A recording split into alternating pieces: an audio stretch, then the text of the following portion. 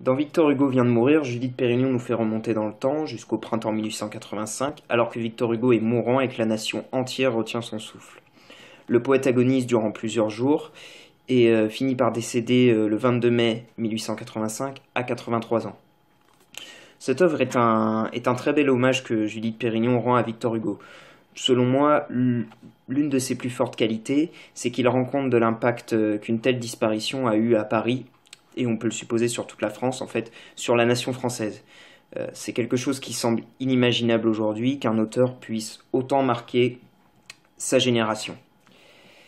À travers différents personnages, Judith Pérignon nous décrit donc la diversité des sentiments qui ont suivi cet événement, à la fois les sentiments de la foule populaire qui a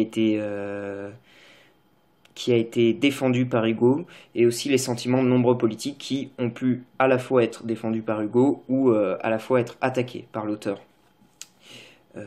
Tout un débat en fait suite à la mort du poète est lancé.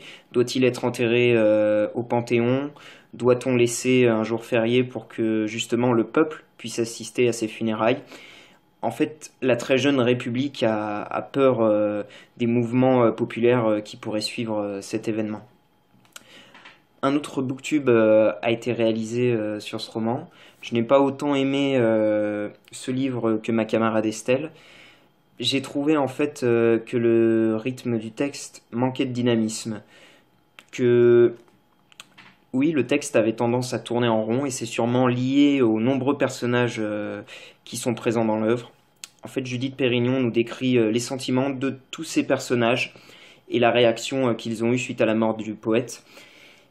Il y a sûrement des passages qui n'étaient pas indispensables et qui, par le fait même qu'ils représentent des répétitions, amènent une certaine longueur à l'œuvre. Cependant, ce manque de dynamisme est tout de même à relativiser, puisque le roman de Judith Pérignon se lit assez facilement et assez rapidement.